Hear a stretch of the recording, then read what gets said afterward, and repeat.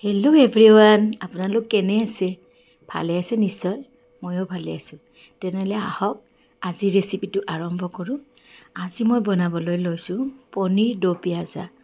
আহকচোন কেনেকৈ বনালোঁ চাওঁ। এয়া দেখিছে নহয়, মই 200 গ্ৰামৰ পনীৰৰ পেকেট এটা আনিছোঁ আৰু এনেকৈ ধুনীয়াকৈ জোখমতে কাটি লৈছোঁ। আৰু ইয়াতে লৈছোঁ মই কাজু, পিঁয়াজ আৰু বিলাহী। একেবাৰে সহজ, বেছি বস্তু নালাগে, ঘৰত থকা বস্তুখিনিৰে ধুনীয়াকৈ এনেকৈ বনাব পাৰে। এতিয়া মই ইয়াতে কাজু আৰু বিলাহী এইখিনি ধুনীয়াকৈ মিক্সাৰ গ্ৰাইণ্ডাৰত ধুনীয়াকৈ মাৰি ল'ম। এয়া দেখিছে নহয়, বিলাহী আৰু কাজু এইটো এটা পেষ্ট বনাই ল'ম ধুনীয়াকৈ। আপোনালোকে ইয়াতে অকণমান পানী দিলে পানীও দিব পাৰে। এতিয়া চাওক, মই পেনখন গৰম হ'বলৈ দিছোঁ আৰু ইয়াতে মই অকণমান ৰিফাইন তেল দি পেলাই পনীৰখিনি অকণমান সময় ভাজি লৈছোঁ, যাতে পনীৰৰ কেঁচা ভাৱটো নোহোৱা হৈ যায়। বেছি সময় নালাগে, খুব বেছি 2 মিনিটমান আপুনি লৰাই দিলে পনীৰখিনি ধুনীয়াকৈ ভাজি হৈ যাব। এয়া চাওক, আমাৰ পনীৰখিনি ভাজি হৈ গ'ল।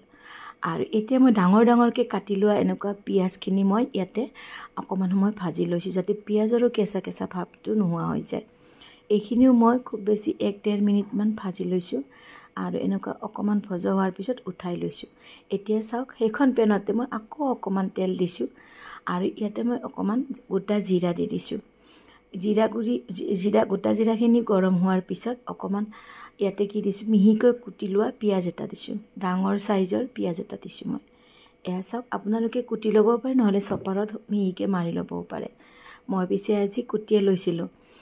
এয়া চাওক, পিঁয়াজখিনি অকণমান ৰঙচুৱা হোৱালৈকে এনেকৈ ভাজি লৈছোঁ মই। এতিয়া মই ইয়াতে দিছোঁ কাজু আৰু বিলাহীৰ পেষ্টটো, দেখিছে নহয় এয়া।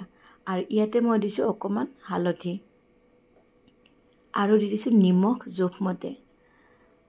আৰু মই ইয়াতে দি দিম অকণমান জিৰা গুড়ি, এয়া দেখিছে, আৰু অকণমান ৰঙা জলকীয়া গুড়ি। জলকীয়া গুড়িটো অপশ্যনেল হয়, যদি আপোনালোকে জ্বলা নাখায় তেনেহ'লে নিদিব। আৰু এতিয়া এইখিনি ভালদৰে লৰাই দিছোঁ। এয়া চাওক, কালাৰটো দেখিছেনে কি ধুনীয়া হৈছে। এয়া এইখিনি অকণমান কিছু সময় এনেকৈ লৰাই দিব, যাতে মছলাখিনি লাগি নাযায়। এতিয়া চাওক, মছলাখিনি ধুনীয়াকৈ আমাৰ ভাজি হৈ গ'ল। এয়া দেখিছে নহয়। এতিয়া ইয়াতে মই কি দিছোঁ, ভাজি থোৱা পিঁয়াজখিনি, আগতে যিখিনি পিঁয়াজ ভাজি থৈছিলোঁ সেই পিঁয়াজখিনি দি দিছোঁ। পিঁয়াজখিনি দি অকণমান কিছু সময় এনেকৈ লৰাই দিছোঁ, যাতে গ্ৰেভিটো পিঁয়াজখিনিত চাৰিওফালে লাগি লয়। আৰু দি দিছোঁ ইয়াতে মই ভাজি থোৱা পনীৰখিনি। এয়া দেখিছেনে, পনীৰখিনি দি দিছোঁ আৰু ভালদৰে এইখিনি মিহলাই লৈছোঁ, যাতে পনীৰ আৰু পিঁয়াজত এই মছলাটো ধুনীয়াকৈ লাগি ধৰে। আপোনালোকে বাৰু কোনে কোনে খাইছে এনেকৈ বনাই? যদি খাইছে মোক কমেণ্ট কৰি জনাবচোন কেনেকুৱা লাগিছে। আৰু মোৰ ভিডিঅ' যদি চাই আপোনালোকৰ ভাল লাগে তেনেহ'লে লাইক, কমেণ্ট, শ্বেয়াৰ আৰু মোৰ চেনেলটো ছাবস্ক্ৰাইব কৰিব বুলি আশা ৰাখিলোঁ।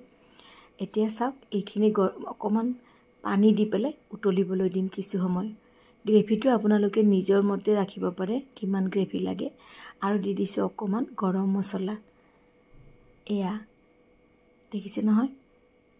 এতিয়া এইখিনি কিছু সময় উতলিবলৈ দিম, বেছি সময় নালাগে, অলপ সময় উতলিলে গমেই পাব গ্ৰেভিটো তেতিয়া ডাঠ হৈ যাব, তেতিয়া এইটো হৈয়ে যাব। এয়া চাওক, দেখিছেনে হৈ গ'ল আমাৰ। আৰু ইয়াত দি দিছোঁ মই কেঁচা জলকীয়া এটা দি দিছোঁ গোন্ধটোৰ কাৰণে, ইমান যে ধুনীয়া গোন্ধ। আৰু দি দিছোঁ মিঠি পাত। এয়া চাওক, অকণমান কস্তুৰী মেথি দি দিছোঁ। কস্তুৰী মেথি দিলেও গোন্ধটো খুব ধুনীয়া হয়।